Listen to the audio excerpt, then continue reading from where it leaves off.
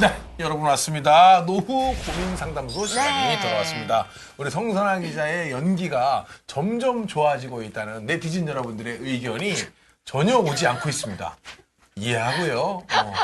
그래도 우리 성선아 기자, 우리 저기 또 2대1리에 정말 얼짱 기자입니다. 아니, 근데 제가 다 잘하면 또 너무 좀 미워 보이죠. 사람이 완벽한 거는 저는 싫은 것 같아요. 보시면 알겠지만 또 베이글녀입니다. 베이비 페이스에 또 아주 훌륭하시기 때문에 우리 성선아 기자는 그 사연이 왜 안 올까요? 사연이 왜 안 올까요? 그러니까 예 그렇습니다. 말만 안 하면 괜찮아요. 넘어가자. 자 어떤 사연이 왔나요? 네. 가보겠습니다. 우리 성선아 기자의 연기를 볼 수 있는 노후 고민 상담소 맞벌이 부부의 절약 방법에 대한 이야기입니다. 안녕하세요. 저희는 40대 맞벌이 부부입니다. 결혼을 늦게 해서 아이들은 초등학교 1학년 유치원에 다니고 있습니다. 연봉은 제가 6천만 원, 아내가 4천만 원 정도 되고요. 전세 3억 정도 되는 집에 살고 있습니다. 지금 적금 5천만 원 정도 모았고요. 퇴직연금, 국민연금 이외엔 아무런 노후 준비 못하고 있습니다. 아이들이 크면서 감당 못할 교육비 때문에 걱정인데요. 남편과 아내. 여보, 우리 한 달에 얼마나 써? 한번 보자. 아이들 교육비 한 200 정도 쓰고 있고. 아니, 뭐 이렇게 많이 써? 아니, 많이 쓴다니 피아노 학원 가야지, 미술 학원 가야지. 그리고 나 열심히 일하는데 애들 돌봐줄 학원이 필요하잖아. 누가 돌볼 거야? 우리 아이들도 그러면 학원 뺑뺑이 돌리는 거야? 아직도 몰랐어? 연기 잘하는데? 오늘 굉장히 연기가 살아있는데? 그럼 교육비 위에 생활비는 얼마나 쓰는 거야, 우리? 글쎄. 당신 닮아서 우리 애들 워낙 잘 먹잖아. 일단 식비 많이 들지. 식비랑 뭐 이것다 저것다 한 300 정도? 그리고 부업료 한 50만 원 정도. 적금으로 한 달에 또 200만 원. 청약도 5만 원씩. 그러니까 뭐 쓸 돈은 뭐 100만 원 정도 그 정도 있고. 아, 정말 미치겠다. 당신이 회사를 그만두고 아이들 돌보는 거 어때? 그러면 돈이 더 모아지지 않겠어? 나 같은 훌륭한 내가 회사를 그만두면 회사에서 얼마나 안타까워하겠어. 그건 우리 국가 경제를 위해서 있을 수도 없는 일이지. 그게 국가 경제 정말 도움이 될까? 그럼 어디서 뭘 줄여야 되지? 큰일 났네. 문의드리겠습니다, 여러분. 어디서 뭘 줄여야 할지 모르겠어요. 150만 원 정도의 여유 자금을 만들어서 노후를 위해 개인연금을 들고 싶은데요. 어떻게 하면 좋을까요? 하고 물어봐 주셨습니다. 네. 네, 그러네요. 이제 맞벌이 부부인데 사실은 아까 저희 사연은 이제 젊은 신혼부부였는데 지금은 또 40대 딱 박준영 씨 나이. 네. 뭐 공감이 되거나 그런 건 없으신가요? 네, 이제 노후를 준비할 때가 왔죠. 네. 김재 씨가 뭐랑 우리 이렇게 서로 얘기하다가 좀 티격태격할 수가 있잖아요. 네. 그래서 이렇게 막 서로 막 뭐야? 막 이렇게 얘기했더니 김재 씨가 노후 준비 혼자 하고 싶어? 이러더라고요. 근데 그걸 듣고 아니 김재 씨가 저희 프로그램 열심히 보시나 봐요. 노후 준비 혼자 하고 싶어? 나한테 그러고 약간 좀 찌끔했거든요. 지금 노후 준비를 이제 해야 될 나이입니다. 네. 어떻게 할까요? 우리 김경록 소장님 네. 어떻게 생각하십니까? 네. 40대 부부가 조금 유의해야 하실 부분이 여기 이 케이스에서도 나타났는데 네. 조금은 이제 늦둥이를 주로 많이 가지는 경우가 많습니다. 그런데 그러다 보니까 여기에 이제 현재 과외비나 교육비에는 신경을 많이 쓰시는데 돈도 소득도 되고 그러는데 이제 정작 퇴직하고 나서 이제 애들이 대학교 등록금이 필요하다든지 이런 경우가 있습니다. 그래서 교육비 부분을 뒤를 좀 전망을 해서 그 부분에 마련해 놓으시는 게 이제 중요하고요. 네. 두 번째는 맞벌이를 하다 보면 이게 맞벌이의 함정인데 저 외국에서 조사를 해보니까 파산을 한 가정에서 의외로 맞벌이가 많습니다. 왜 그러냐면은 지출도 늘리고 소득이 있으니까 네. 이제 돈도 빌려 놓았다가 그 맞벌이한 가정들이 학군도 좋은 데를 갑니다. 차도 2대 가지고 있고 이러다 보면 갑자기 이제 한 명이 맞벌이를 그만두고 외벌이를 하게 되면서 이게 이제 파산을 하게 됩니다. 네. 그래서 이런 부분에서 이제 항상 맞벌이를 한다고 생각을 하시지 마시고 그쵸. 지출 부분을 좀 합리적으로 맞벌이를 하실 때 잘 조정해 놓으시는 것 네. 이것이 40대 맞벌이에서 중요한 부분이라고 생각합니다. 네. 어디를 줄여야 됩니까, 이거? 네. 지출 부분에 곳곳 교육비를 좀 줄일 수는 없을 것 같고요. 교육비요. 뭐 생활비 같은 경우에 보면은 그런 부분이 많이 들어가 있습니다. 사실은 좀 이제 새는 걸 좀 네, 막아야죠. 박성 전문의 손 드시죠. 박성 전문가님이 순서를 어긴 채로 손을 드셨습니다. 네. 얼마나 하고 싶으신 말이 많았으면 한번 들어보겠습니다. 네. 줄일 수 있는 거는 이제 제가 상담을 하다 보니까요.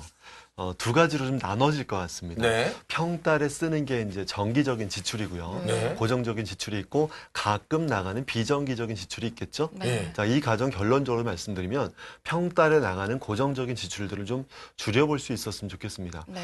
이분들이 소득에 비해서 생활비가 식비 포함해서 한 300 정도, 여기는 보험료가 빠져 있는 거거든요. 그 정도 300이라면 결코 작은 돈이 아닙니다. 지금은 맞벌이가 가능하기 때문에 아이들이 아직은 어리죠. 네. 초등학생이고 유치원이지만 중학교 때는 또 장난이 아니거든요. 5년 뒤인데 5년 뒤에 맞벌이를 계속 할까? 또 힘든 겁니다. 그렇게 생각하면 평달의 생활비를 좀 줄이는 방법으로 갔으면 좋겠고요. 네. 맞벌이하는 가정들이 맞벌이를 하기 위해서 나가는 비용들이 많아요. 즉 맞벌이를 유지하기 위한 비용, 그쵸. 아이들을 어떻게 받게 되냐, 네. 또 차는 2대가 있어야 되고 네. 그러다 보니까 벌기 위해서 기본적으로 나가는 돈들이 있다 보니까 이런 것들을 좀 줄일 수 있는 남편의 좀 도움을 통해서 뭐 가사 도우미 부르는 시간을 좀 줄인다거나 네. 아니면 자동차를 한 대만 이용해서 남편이 전철로 타고 다닌다거나 해서 그런 고정적인 비용들을 그러면 낮출 수 있었으면 얼마까지 줄이는 게 좀 적정해 보이나요? 제가 적정하게 이제 말씀드리는 건요. 아이들 2명이 있는 4인 가구 기준을 했을 때 네. 취학 전 기준 했을 때 한 300 정도를 기준하거든요. 네. 여기에는 아까 제가 말씀드렸던 보험료를 포함한 겁니다. 네. 이 그리고 집은 아까 지금 말씀드렸던 보험료가 50만 원이거든요. 그렇죠. 고돈까지 포함해서가 300인데 그러면 한 250 정도로 생활비를 줄여야 되네요. 지금 이분 그렇죠. 그렇게 좀 경우에는. 줄여볼 수가 있겠고 50만 원을 줄여야 됩니다. 네. 그러니까요. 그럼 보험료 50만 원 빼고 나머지 식비가 300만 원이라는 얘기는 아마 제가 보기에는 뭐 매일 등심을 사다 드실 건 아닌 것 같고 네. 외식을 많이 하실 것 같아요. 박성호 전문가님은 등심에 대한 로망이 있으신 걸로 밝혀졌습니다. 맛있는 거 드실 때는 항상 등심으로. 방송에서 생각을 해봤더니 이런 거 어떻습니까? 지금 결혼도 했죠. 네. 그리고 이 집이 지금 애들도 돌잔치가 끝났어요. 그러면 앞으로 경조사를 안 가는 건 어떨까요? 그럼 인간관계가 다 끊기지 않을까요? 농담이었습니다. 생각해본. 네. 네. 네, 그리고 이 가정이 이제 물어보신 게 두 가지잖아요. 네. 150만 원 정도 남는 돈을 가지고 어떻게 노후 준비를 할까? 저는 이 공간, 이 방송에서 처음 저를 소개할 때 금융보안관이라고 설명했죠. 네. 예, 금융 정보나 좀 잘못된 정보로 인해서 우리 열심히 사는 사람들이 돈 뺏기지 않았으면 좋겠다. 보험사에 너무 그 사업비로 돈 뺏기지 않았으면 좋겠다라고 생각을 하고요. 이 가정은 40대잖아요. 저는 원칙은 있습니다. 소득이 얼마든 간에 30대면은 20만 원만 준비한다. 그리고 나중에 2배인 40만 원을 추가로 불 수 있거든요. 이 통장에다가. 자, 이 가정은 40대잖아요. 이 가정은 30만 원 정도를 부면 됩니다. 누구의 소득? 남편의 소득에서. 그럼 이 30만 원에 2배면 얼마죠? 60이죠. 60만 원이죠. 그럼 30만 원짜리 계약에다가 60만 원 정도를 고스란히 추가로 납입합니다. 30만 원 돈은 누가 부는 거라고요? 남편이. 네. 60만 원 돈은요? 아내가. 어. 그렇죠? 60만 원은 이 30만 원에 추가로 불입할 때 수수료가 없이 들어가다 보니까 90만 원짜리 연금 가입하는 게 아니라 30만 원짜리 연금 가입해서 60만 원을 보태주는 거잖아요. 변액보험 얘기하시는 거예요. 그렇죠. 변액보험이든 저축성보험이든 예, 예. 연금 상품은 2배가 추가 납입이 가능하니까 네. 그러면 노후자금 끝납니다. 네. 30대 20만 원, 그렇죠. 40대 30만 원, 그럼 50대엔 40만 원? 그렇죠. 그렇게 해서 네. 추가 납입 제도를 충분히 이용한다라면은 이 가정이 30만 원에 60만 원을 추가 납입했을 때 네. 90만 원으로 통으로 가입하는 것보다는 나중에 65세 때 3천만 원이 더 생깁니다. 즉 이 돈이 90만 원짜리 가입했던 사람은 뭐로 나간 거죠? 보험사의 사업비 나간 거죠. 네, 알겠습니다. 보험사의 사업비로 돈 많이 뺏기지 말고 네. 합리적으로 이용했습니다. 그러니까 50만 원 절약해서 변액보험. 네, 그리고 들게 되네요. 변액보험도 이용하시고 또 소득공제가 되는 세액공제가 되는 연금저축 펀드를 그거는 이용하셔서 아마 두 가지. 고민희 고민희 선생님이 선생님. 얘기해 주실 거예요. 아예 맞벌이 부부 같은 경우에는 아이를 돌봐줄 사람이 없을 때 정말 난감하거든요. 네. 지금 이 가정 같은 경우에도 퇴근하기 전까지 돌봐줄 사람이 없기 때문에 학원비가 200만 원이 네. 든다고 하잖아요, 교육비가. 네네. 근데 지금 교육비 공제를 받을 때 취약전 아동 같은 경우에는 학원비로 들어가는 금액에 대해서도 공제가 가능하지만 네. 취약한 아동 같은 경우에는 학원비가 공제가 되지 않아요. 아. 대신에 요즘 학교에서도 방과 후 교실이라고 네네. 해서 방과 후에 이제 계속 그런 프로그램이 많이 있거든요. 예. 이 프로그램을 활용하신다면 네. 방과 후 교실에 들어간 비용에 대해서는 공제가 가능하니까. 아, 그리고 방과 후 학교가 공제가 돼요? 예, 교육비 공제가 가능합니다. 우리 애 지금 4개 하고 있는데 네.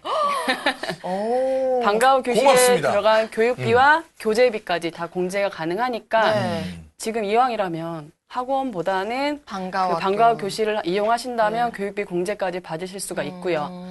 만약에 학원을 꼭 보내셔야 된다면 교육비 공제는 못 받더라도 신용카드나 체크카드 등으로 결제를 하신다면 신용카드 공제는 가능하시니까. 근데 예. 어떤 구청에서 보면은요, 손주 돌봄 서비스라고 해가지고요, 사실은 굉장히 저렴한 가격으로 이제 아이를 돌봐주는 그런 게 있던데, 그런 것도 세대꼭 뭐 혜택이 있을까요? 그럼 그 구에 살아야 되잖아요.